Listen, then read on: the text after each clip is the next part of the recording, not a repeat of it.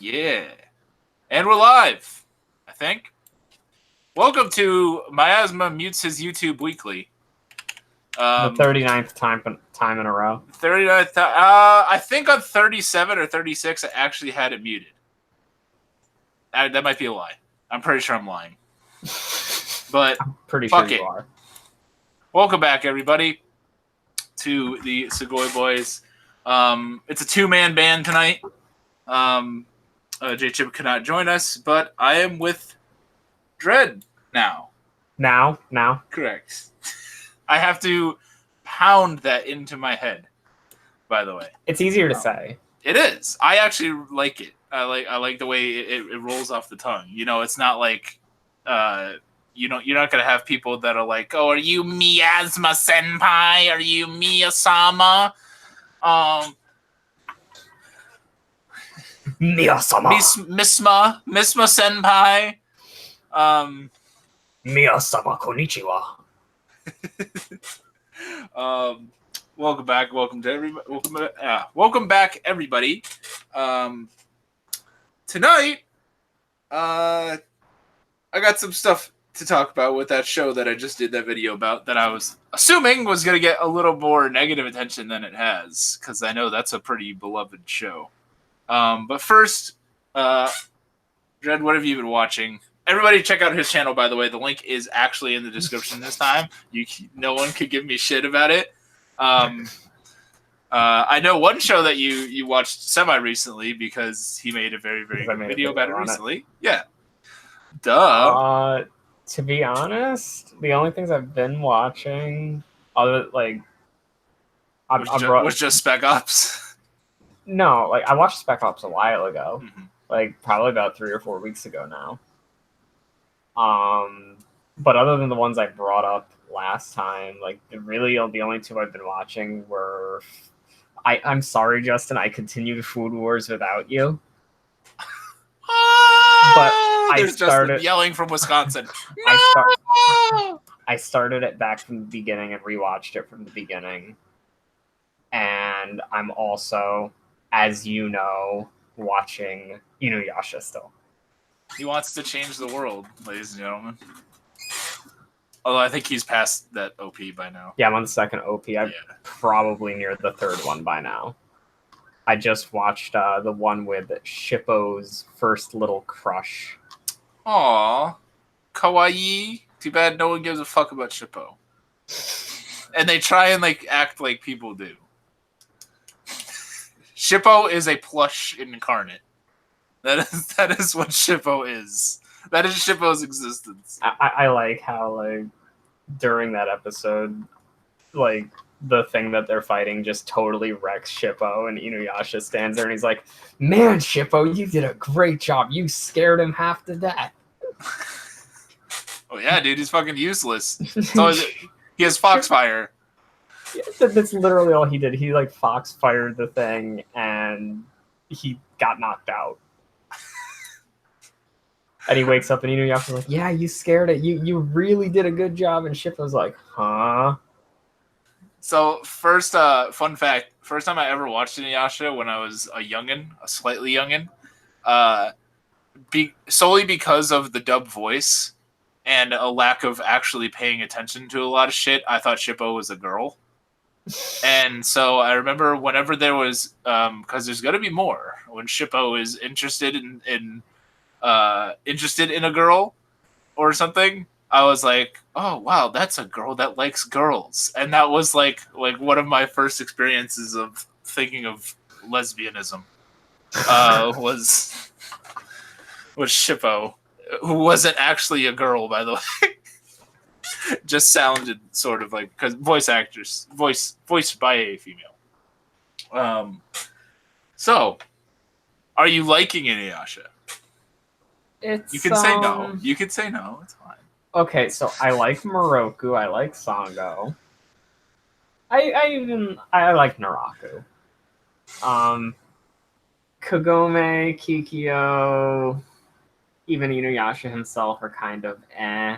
Though I put kind of Inuyasha in the middle of all of the characters. Who's your least favorite? Least favorite?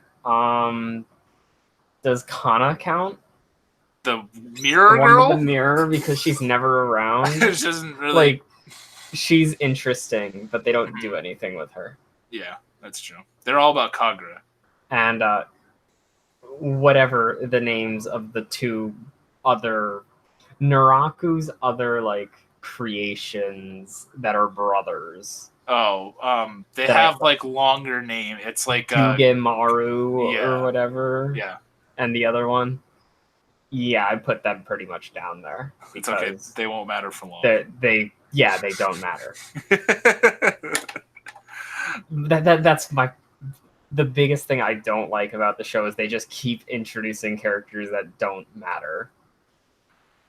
Oh yeah. um, I've wanted to like Inuyasha has made me want to make so many like different dumb videos, and one of them was just like reflection of like how and I think I would only really start it upon like restarting it again, which I might do soon. Okay. Because there's I think I mentioned this before. Kikyo for hey J Chip.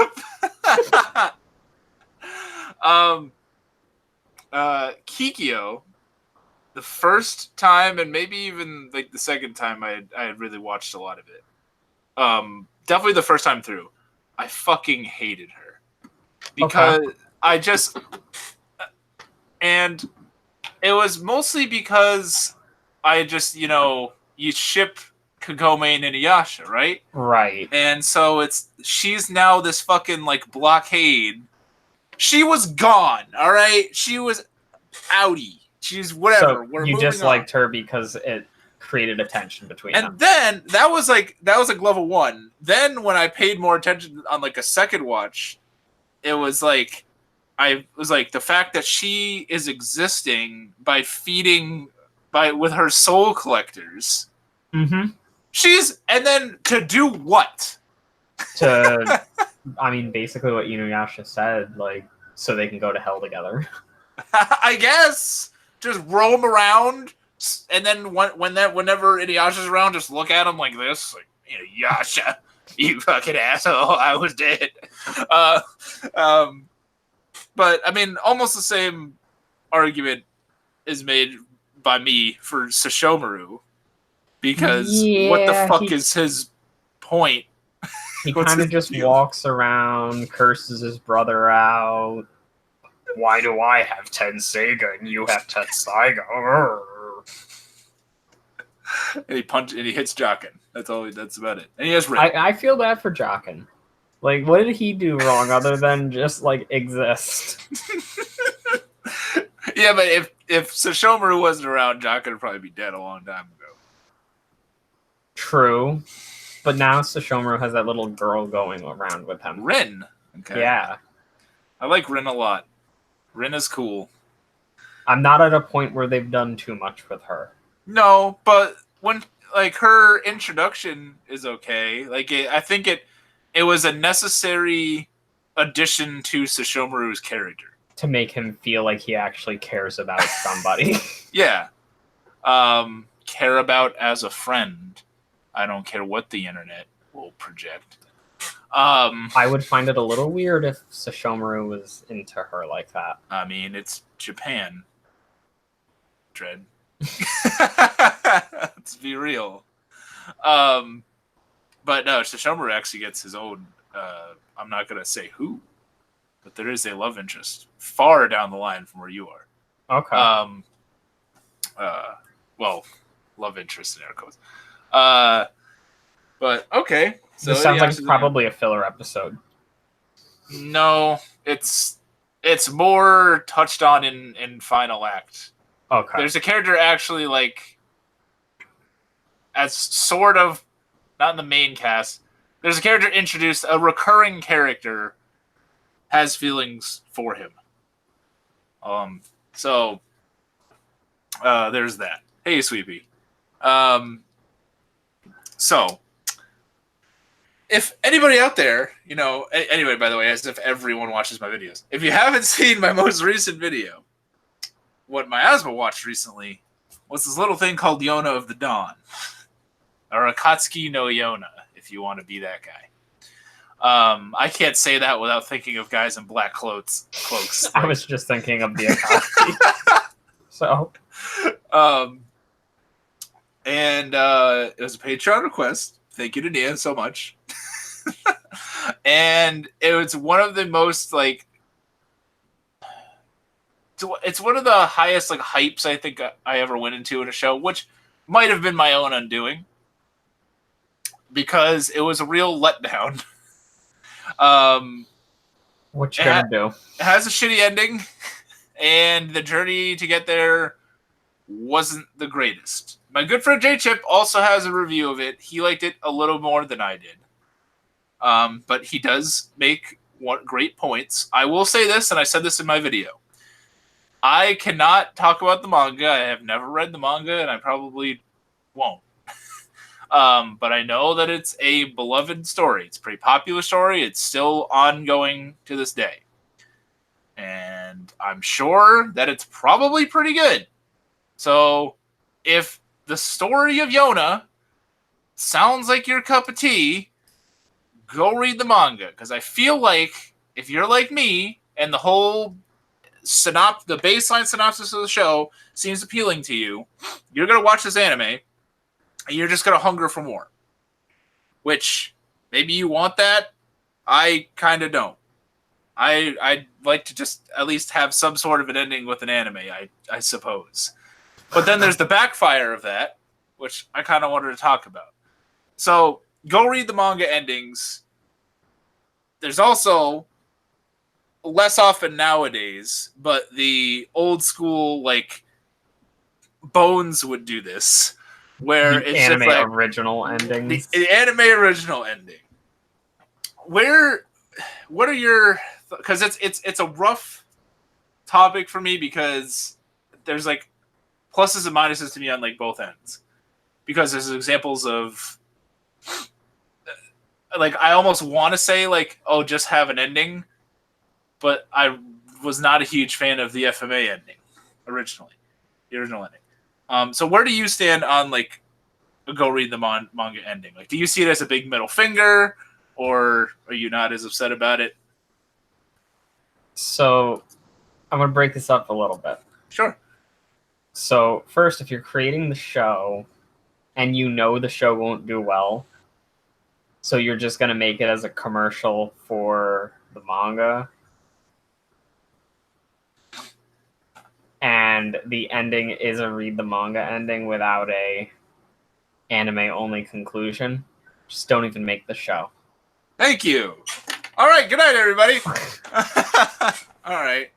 I agree. With stuff like FMA, where you have like the writer on board, okay, make an anime only ending. As long as the writer, the original creator, is on board with what's going on. Because that's most likely the best way. I'm not saying it's the only best way, but most likely it'll turn out well.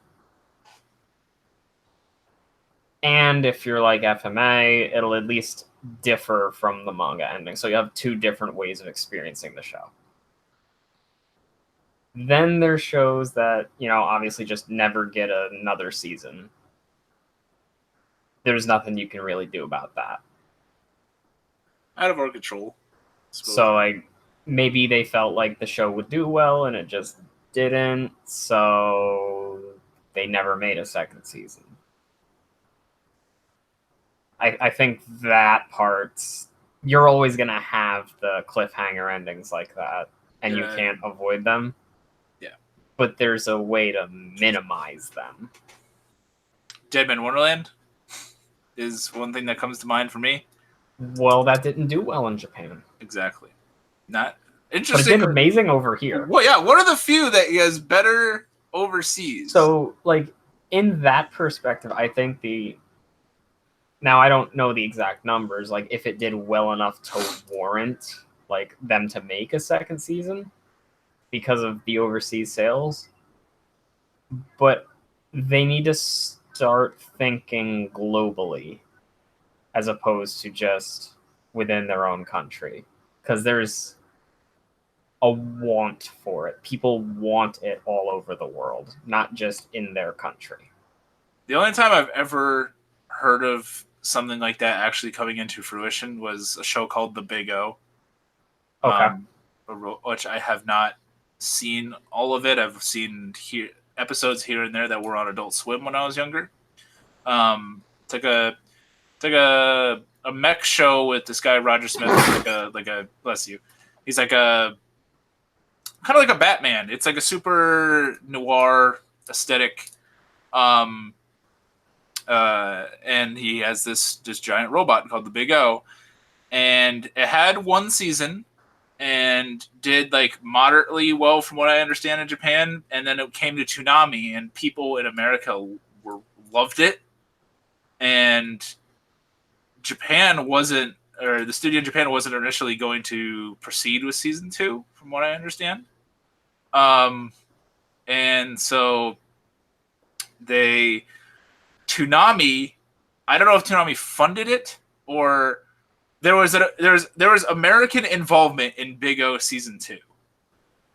Enough that like a lot of the staff changed, and so season 2, I believe, is written by the infamous Chiaki J. Kanaka. Who... Oh. And if you know who that is going to tell you some things. Never forget Digimon Tamers. So Chiaki J. Kanaka, Big O season 2 comes around, and all I've ever heard about Big O season 2 is that it's like really out of left field. Like the few episodes that I saw of season 1 basically are this Roger Smith guy. He's like Bruce Wayne. He's this ritzy dude, and he has this cool cyborg butler girl, a maid girl, and there'd be some kind of big crime thing, and normal police can't handle it, and he gets the Big O robot and beats the thing up. End of the episode. Kind of, I don't think he like fights like monsters, but like villain of the week kind of deal. Okay. And he's just this cool, suave dude, and it's, it's cool, has cool music, it's cool neo noir aesthetic. Everything's kind of dark. That's what I had seen in episodes of season 1. And there is this underlying weird tale of the city. Everyone in the city lost their memories up until a certain point. Okay. So there's this big blackout of people's memories. And I don't think they touched on that as much in season 1 because I think they were more action focused and more trying to make. If you have that as a plot point and then you put Konaka on, that's just going to be the focus of it. He like came on board and was like, he was just like looking over, like he's looking like storyboards. And he's like, I have ideas. He wasn't interested, by the way. It was like a dog like laying on the ground, like they were talking about this robot show, and they were like, and the city lost their memories 5 years. And then he just what? Nani? And apparently season 2 is fucking goes like ape shit. I bought it at Anime Boss and I still need to watch it. Oh hey Osiris Yu-Gi-Oh! What's up, dude? Lost in Portland, had to play 2 Mystic Mind. Yes, Mystic Mind. I'm sad that you lost. I hate to celebrate you losing. Luckily, I was playing Orcus Spiral. Still, the deck's very fun to play against. Well, at least you went up there, man. I did not go to the main regional this weekend. I went to a very small locals in the city next to me. So, and I did okay there. But Cyrus is a good friend of mine from my Yu-Gi-Oh! Community. If anybody out there is interested in Yu-Gi-Oh! Stuff, please check out his channel. He's a really awesome guy. So yeah, Big O is the only thing I've really heard about where Western influence pushed a continuation, and apparently it didn't go great. So I don't know if that's ever used as an example. I don't know if they just blatantly don't care as much about it selling to foreign markets, but they must, because it's income, it's money. I don't know. Right. It's a weird thing. Like I disliked people like don't believe me usually when I say this. When the original Fullmetal Alchemist was airing, that's the second anime I ever watched. The first being Inuyasha. And I remember when it gets to freaking Robo Frank Archer, things get really like weird, and the stuff with Dante and like a lot of the stuff that, while inspired by a lot of Hiromu Arakawa's work, the guy's name slips me now, who writes season 1 of FMA. He's also kind of a nutcase. I can't remember his name. I don't know. We gotta flame him here. Gigi makes fun of him all the time. Let's see. The original Sho Aikawa. So the way that FMA goes, and it's towards its end, and this includes Conqueror of Shambhala, by the way. That I also did not like that. But I remember being younger when that was airing, like at least the English version was airing on Toonami or Adult Swim or whatever. And I just remember sitting there like, is that like what? Like that's it? Like that's what's on the other side? Like now there's like this shit with like Berlin and shit, and I'm like, what the fuck is going on? This was a show about a magic world. What is happening? And I was like, I knew nothing. I didn't even know like manga existed. Like I might have. I had no idea that it was from that. I thought it was just some show that Adult Swim had on from Japan. And I was like, wow, this show really went like a weird route. And it wasn't for like a while until like I talked to another person that had seen it, and they're like, yeah, it's kind of like different than like the manga, the books. And I was like, wow, all right, fuck. And I never went to like read the manga or whatever. Then Brotherhood comes out, and I'm like, all right, what is this? Just like some kind of revamp thing? And then I was like, I'm interested enough. Let me see it. Instantly addicted. One of my favorite anime of all time.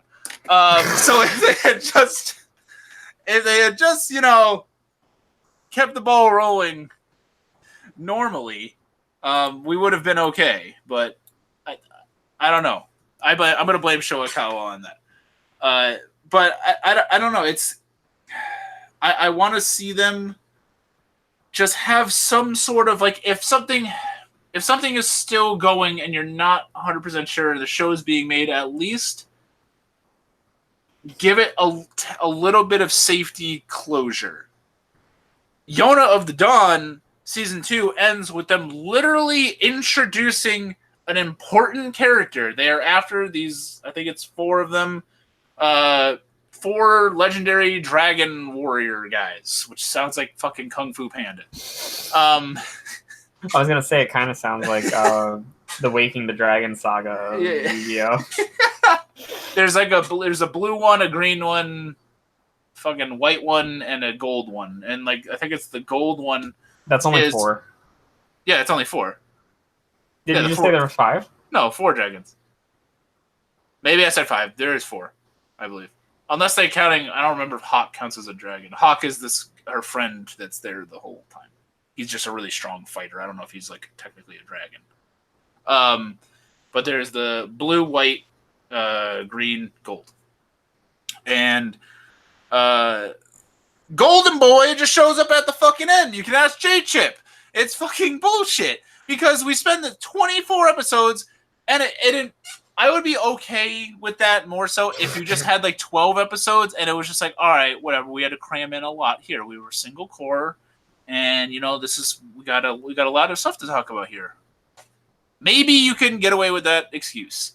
But when you spend whole fucking arcs dealing with stupid pirates and like other people who aren't the main antagonist, when you have a clear antagonist already established that you're supposed to care about that gets very little screen time, don't bait a plot to me. Don't like... Oh my god. I got a little heated with Yona. But if you want to read the manga, go read the manga. See, that's kind of similar to how I feel about Darling in the Franxx. Now, that show actually ended, though. I still haven't seen it. But it spends a good 3 or 4 episodes on the kids living their everyday life. And I'm not one of the people that really had an issue with the introduction of the new enemy in the last 4 or so episodes. But I think most people's issue with it could have been like remedied by not screwing around with the children's everyday lives for 3 or 4 episodes.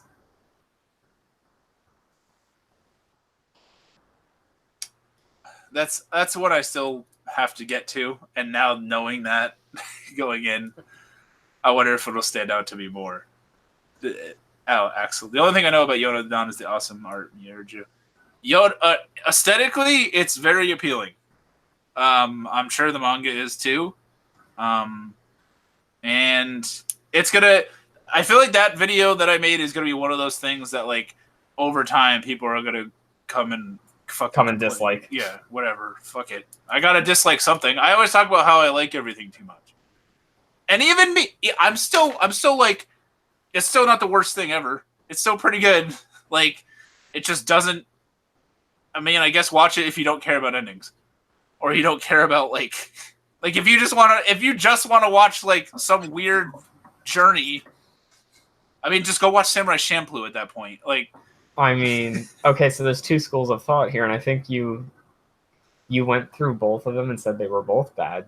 You have the journey is what matters, and you said the journey was meh. And then you have Arcada's the ending is paramount, and you said the ending is shit.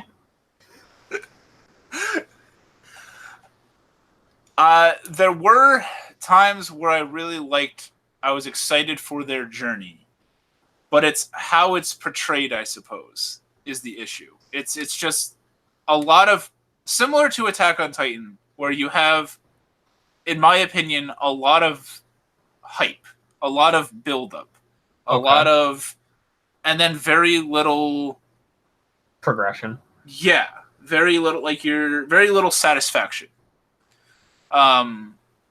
I like to refer to Attack on Titan as just like questions the anime, because it just like makes me just like, God, where you think you're gonna get answers? No, fuck you. Here's some other shit. And they're just keep watching. By the way, look at all this brown shit. Yeah, the show really brown. Yeah, we got a cool OP this season. Yeah, wonderful. Yeah, the new opening sounds the same as the last couple. Everything by Linked Horizon sounds the same. Never forget that. I gave up on that so fast. I hate antagonists that just sit there and do nothing for no reason at all. Yeah. And Yona, the guy, that's another weird thing. They spend this weird, like 2-episode mini arc with the antagonist, who is like a childhood friend of the main character, but kills her dad in the first episode, which spirals all of this out of nowhere. And he's trying to basically take over the kingdom. And it has this like 2-episode weird arc that shows him in this like other village kind of thing. And it's supposed to be how he thinks the kingdom should be ruled. And it's just, and he seems like a fucking like nutcase, because depending on the episode, he has like a different mindset as to what he really wants to do. Like, what he wants to like bang Yona at one point, and then he doesn't entirely, and then he wants the throne, he wants people dead that he doesn't want them dead. I don't know what the fuck's going on with him.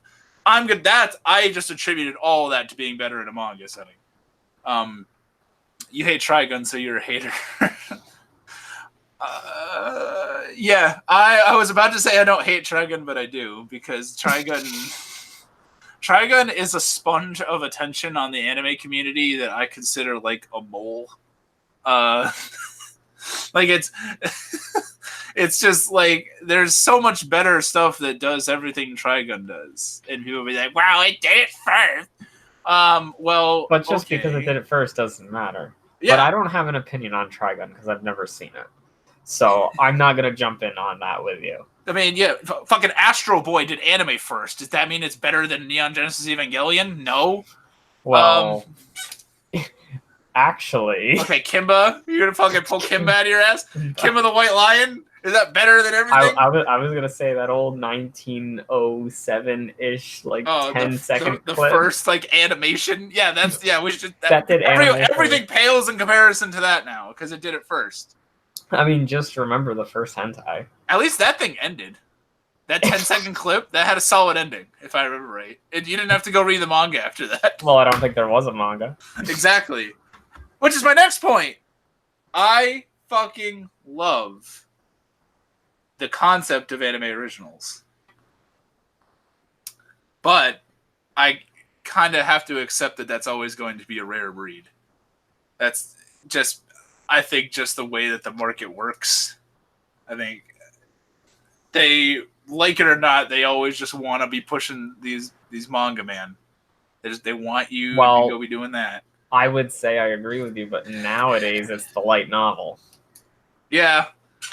Yeah, you get a title that's like 5 paragraphs long and then slam it onto a cover with a... I can't understand what my husband is doing over here with my MMO addiction, but I can't believe that my sister might be my teacher.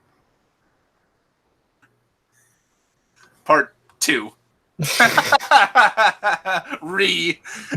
I miss any like really popular ones? I got Imo. Watamote wasn't a light novel, but it had that long. You had title. MMO Junkie, or whatever. I had MMO Junkie. But yeah, anime originals, man.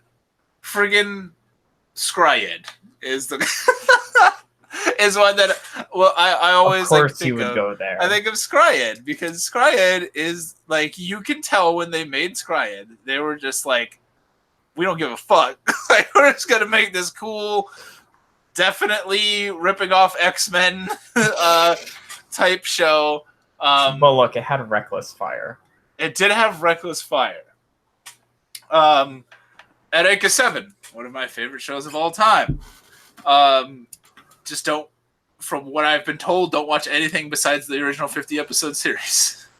That's going to be a journey I'm going on soon when I watch AO. But I don't know. Would you like to see more originals, or do you think that we should just focus more on completed manga? Completed manga, I suppose. I guess we could have both. So again, I'm gonna go into Darling in the Franxx.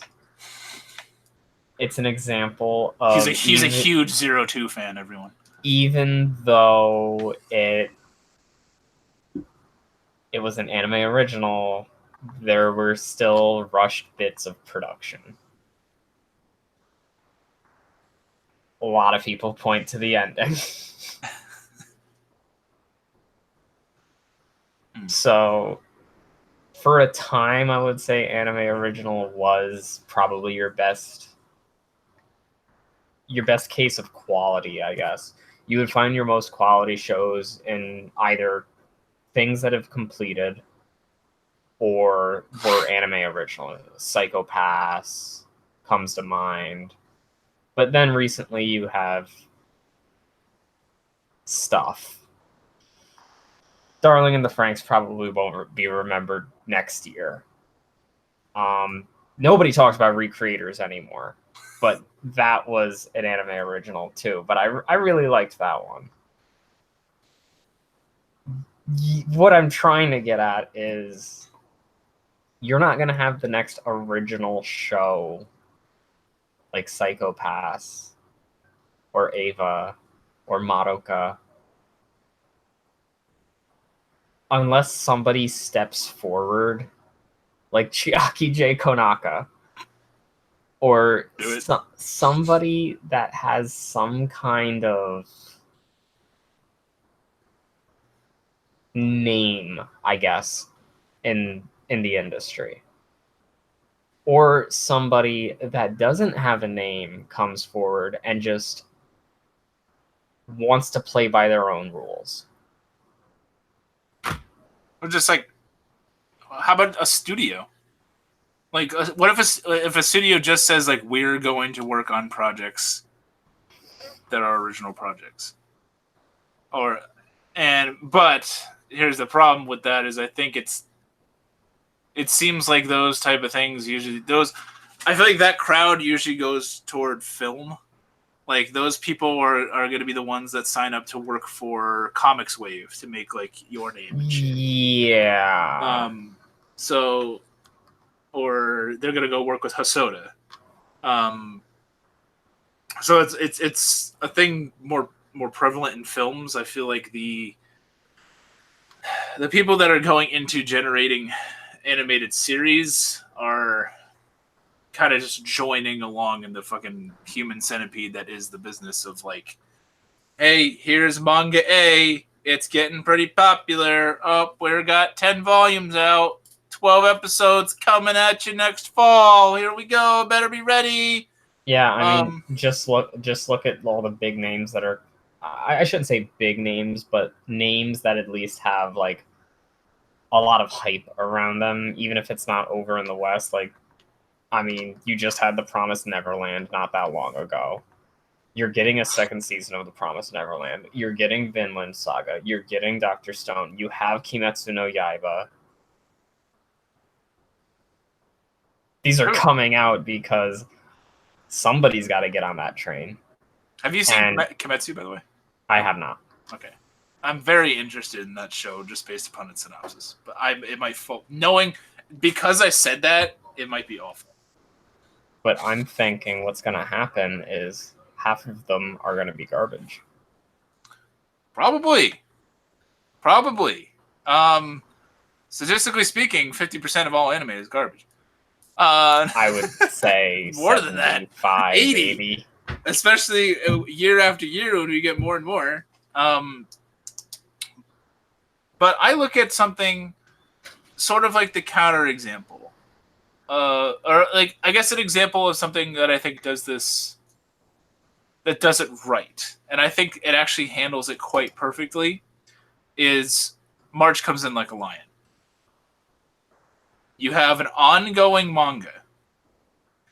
You have a lot of different arcs, character arcs. You have a lot of different character interactions. You have entire, I'm assuming chapters and volumes because there's whole episode arcs dedicated to other characters that aren't Rei. A lot of people getting different development. So the show goes a lot of different directions, yet it is beautifully, I think, directed in the sense that they know how to sort of cut something off. Like if Sangatsu no Lion had just had those original like 22, it would have sucked that there wasn't more, but I wouldn't feel nearly as cheated as I did with Yona. Like with Yona, it was, we'll get there. You should be so excited when we get there. It's going to be awesome. And it never gets there. And then it shits on itself. And I'm picturing Yona doing that. But it's, at least with Sangatsu, it's there's so much stuff going on, and it's just, and then it cuts off, and then season 2, very similar. In fact, does everything season 1 does and ramps it up to 11. And I really hope we can get a Sangatsu no Lion 3. But honestly, if it ended at 44, that would be fine.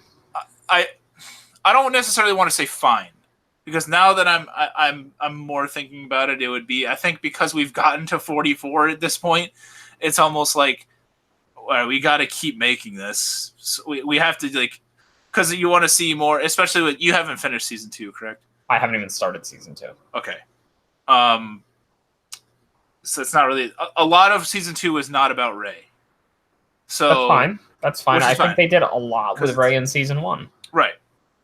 On a personal note, I would like to, and not, I still love season 2, and I love the direction that they went. It's just, personally, I want to see more of Rei's story, and season 2 delves into sort of like other stuff. That other stuff is awesome and great, but I want more of just Rei.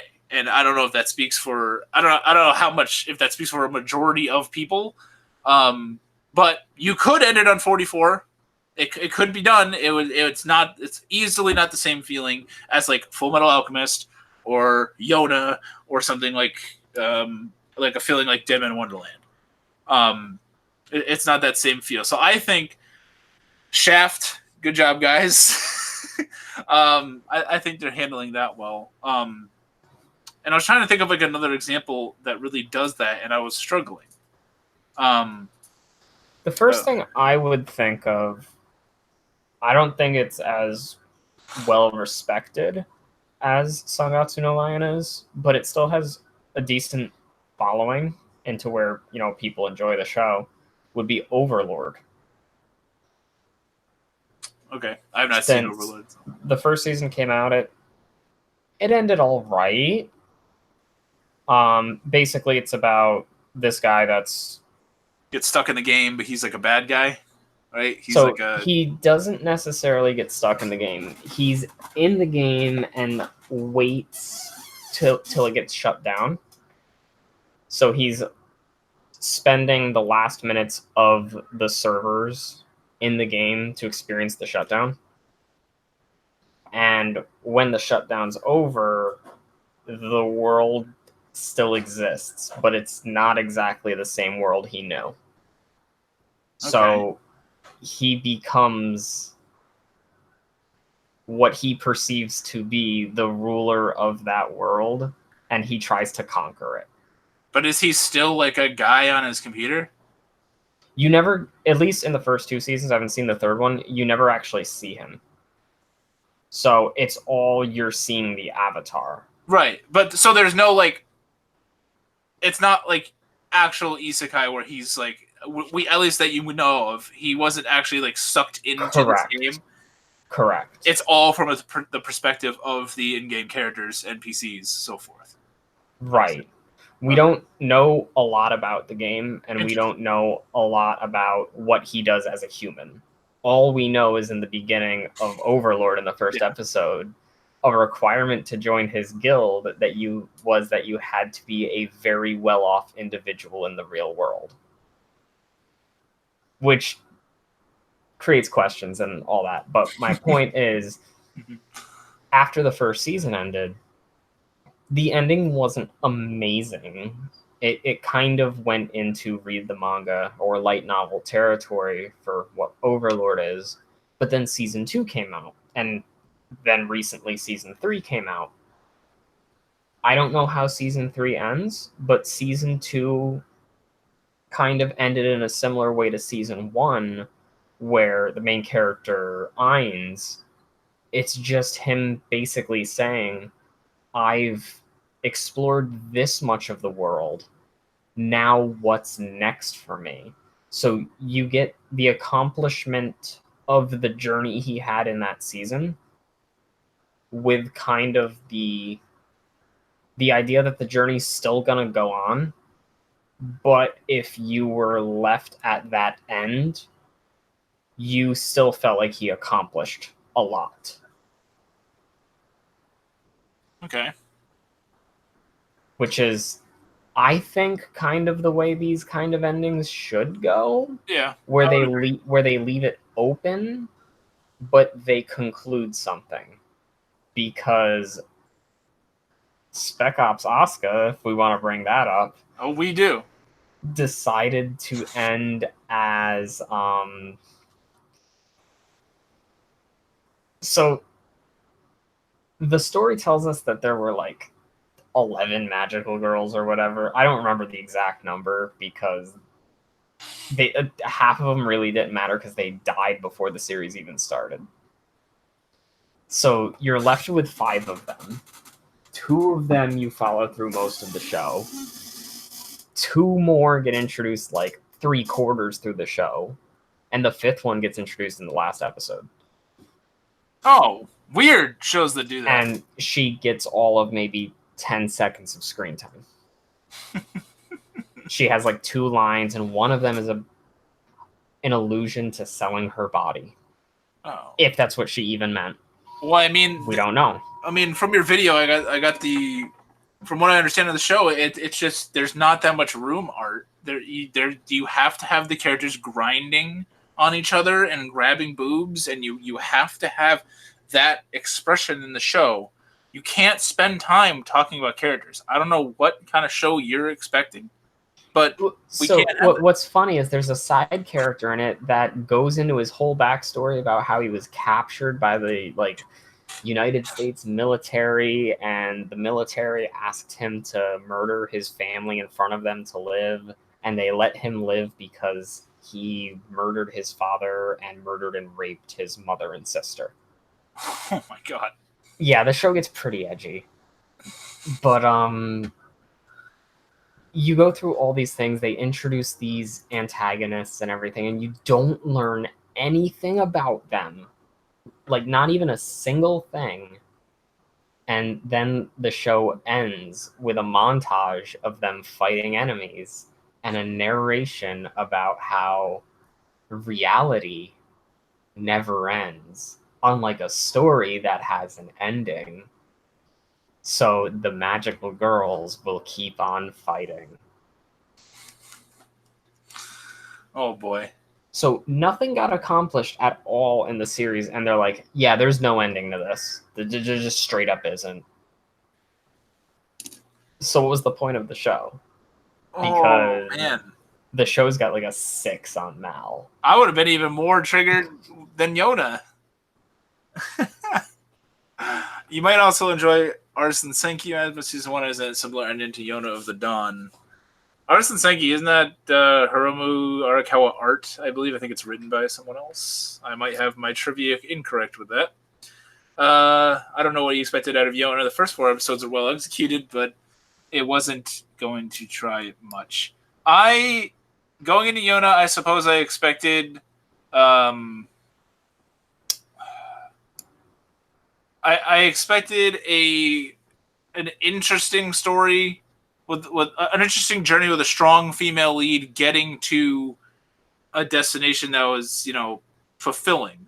What I got was, and here's some more digi theft, Inuyasha baby mode. Okay, he calls Darling in the Franxx trigger baby mode.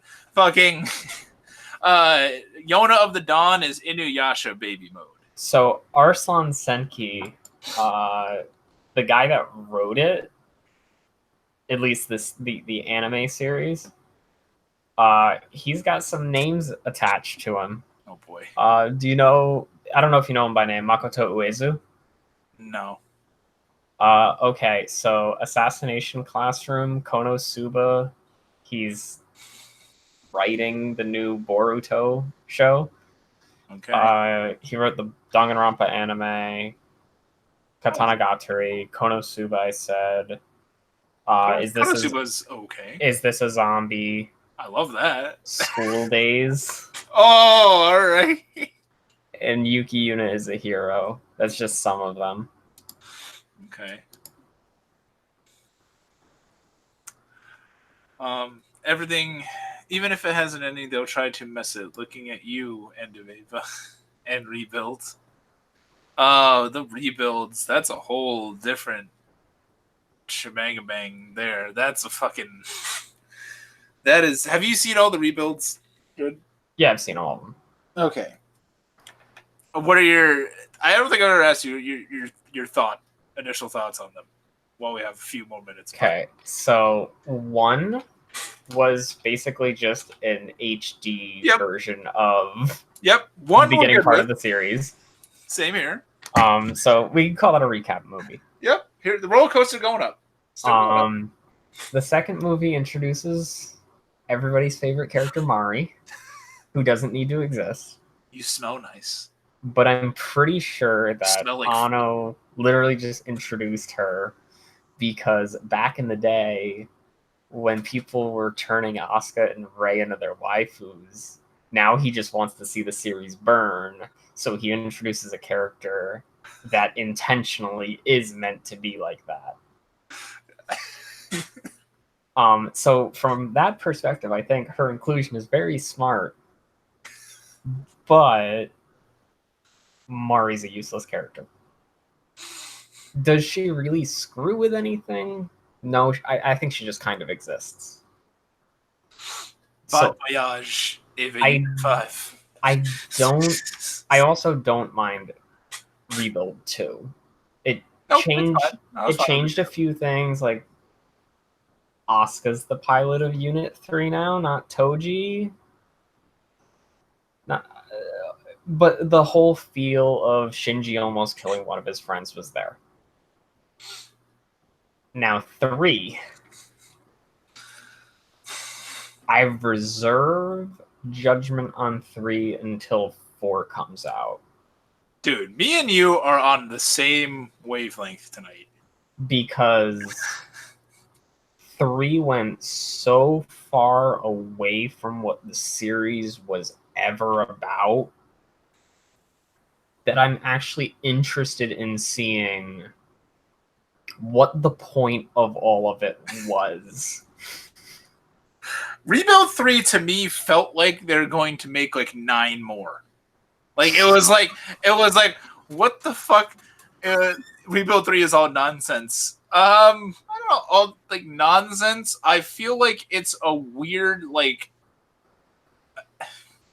it's I think if 4 plays it correctly, they can turn Shinji into a more abused child than the original series did. The thing that I do like about Rebuild 3 though is I think it actually, for what the series didn't do, was actually established a tight bond between Shinji and Kaoru. yeah, I think it is better. their relationship felt more natural in the rebuilds than it did in the original series. Mm-hmm. So much so that I wish the original series would just take those scenes and you could put them in the original series. Just graph them into the Yeah. Ignore the animation quality changes and everything. But I like the new dynamic of how Kaoru sacrifices himself for Shinji instead of Shinji killing him. Although I also like the whole he basically forces Shinji to kill him thing. I just feel like it's a more natural relationship for them because Kaoru is supposed to be the character that understands Shinji. Now, but how 4 deals with all of that is the big deal breaker, I think. If 4 just drops the bomb on like all of that, then what was the point of 3? To introduce the Green Beret girl? Oh, you mean Toji's sister, right? Is that what she is? I didn't remember that. Sakura Suzuhara? The one that, yeah. I mean, it makes sense that they brought her in because it happens years after. And you got pissed off Katsuragi with her with her cool hat and outfit. I think in a way it's interesting because the way they ended the second movie with Shinji acting for himself as opposed to everybody else and almost destroying the world, I understand why they'd be mad at him for it. I'm worried as all hell. I think more needs to be explored with that. I'm worried as all hell because as much as I love End of Eva, I feel like I wonder if is Ano sane? Like is he like? I almost wonder if like you honestly should have been questioning that from the original show. Yes. And then End of Eva comes out. I mean, was he sane in Gunbuster? I don't think he was sane in Gunbuster. I haven't seen Gunbuster. I still want to see Karakano. Well, Karakano, that's another story because he just kind of left the project 3/4 through because the mangaka didn't like what he was doing. Oh, good for them. I have a feeling that like we're gonna get to a point where there's going to be.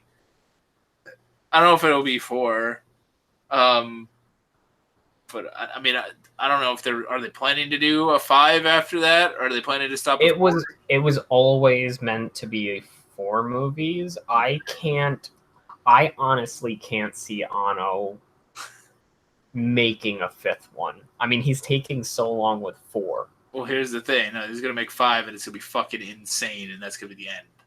It's going to be something. It's going to be End of Ava 2.0. End of Ava 2.22. You cannot watch.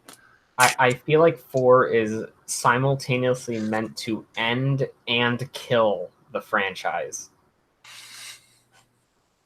Interesting. Sounds like a movie. It sounds like a video title for you. Because that's the kind of person Anno is. He hates what his creation became. I don't know if you ever watched the Godzilla movie he made with was it the creator or the director of Attack on Titan? I don't remember which one it was. It was either the original creator or the director of the anime. I don't remember. But they worked on Shin Godzilla, which came over here as Godzilla Resurgence, I think.